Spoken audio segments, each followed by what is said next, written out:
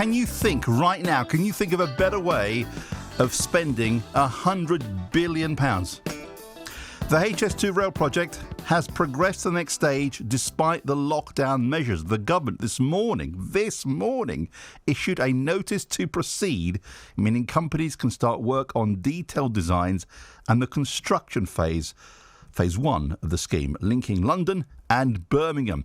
Now, the rail link was approved in February by Boris Johnson, despite concerns about rising costs and building delays. But that was agreed before this started. We're in a very different place now, aren't we? Joe Rukin is a campaigner with Stop HS2. Joe, good afternoon to you. Good afternoon, Roberto. It's truly amazing, isn't it? Really. Well, first of all, I hope we find you well. When this was finally approved after a review in February by Boris Johnson, I mean, the world was a slightly different, well, I say very different place. Today, and of all days, today they've given notice to go ahead with construction. I mean, you would perhaps agree with some of the comments that are flooding into the programme. Not the best use of public money right now. Well, no, absolutely not. And the thing is, to achieve notice to proceed, HS2 was meant to pass 3 tests. Management capability, and these are the same managers that Boris Johnson himself said were profligate just a couple of months ago. Affordability of contracts, and not one bit of it has ever been affordable. As I say, we're now at an estimate of 3 times the original cost. And the robustness of the revised business case. And what they've done today is they've published this business case that as HS2 has low value for money, and it says, we did this business case before coronavirus. And they sort of forgotten, I totally ignored, not paying attention at all to the fact that the world has changed just a little bit. And I think when we come out of coronavirus, the demand for long-distance travel might just have taken a bit of a hit, because we've been saying for years that video conferencing, that IT, that technological solutions will become the norm. They will become the business imperative, and they will become just part of everyday life. And, all right, we didn't expect it to happen this quickly, but it's happening, right? And when this crisis is over, you will see far more working from home, because people will have realised that they can do working from home, especially when they haven't got the kids with them all day, every day for months on end. And they just basically said, no, that doesn't matter. No, that's not happening. That's not going to change the world. We just stick our fingers in our ears, is what the government decided to do, and say, coronavirus is not changing the world around us. And I will tell you something, Roberto. Coming out of this, there are going to be hundreds, if not thousands, of companies that were perfectly legitimate businesses where people have worked hard to build them up, that are going to go to the wall because they couldn't survive with months of zero income but still having to pay their fixed costs.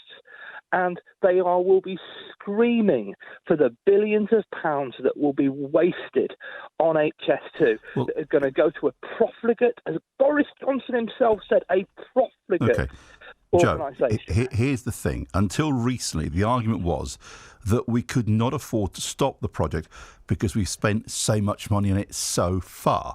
That was back in February. Back in February, we didn't have coronavirus. We didn't have the health implications we have now. And we had a different chancellor who was pushed into it, perhaps, to authorise the spending. I can't quite understand why today, when, again, we're waiting for 5 o'clock, Matt Hancock will give the Daily Press briefing, and unfortunately, more lives lost, more expense. The economy, we heard yesterday, is set. We're going to suffer a bigger hit on the economy than the Depression of the 30s. And yet today, someone in government has signed the paperwork to start construction of HS2. Well, that's it, because they're thinking, we need something to keep the economy going. And HS2 is going to be that thing that's going to keep the economy going. But is that a valid argument? Hang on. No, of course it's not a valid argument, but that's the argument that's being made. And when you look at it, you're looking at £500,000 per job. In fact, it's probably more than that now, but last time I worked it out, looking at the number of construction jobs that were going to be on HS2, it was going to cost £500,000 just to create one job. And these idiots in charge have not realised just how poor value for money HS2 is, and how this money could be better spent, how it will be desperately needed to protect the jobs and livelihoods and just provide, food for people in the near future. And basically what they've done is, you know what? Coronavirus, there's no scrutiny whatsoever. And HS2 Limited have seized this. They have taken this callously as a golden opportunity. They would disagree with that particular view, of Well, course. they disagree with it.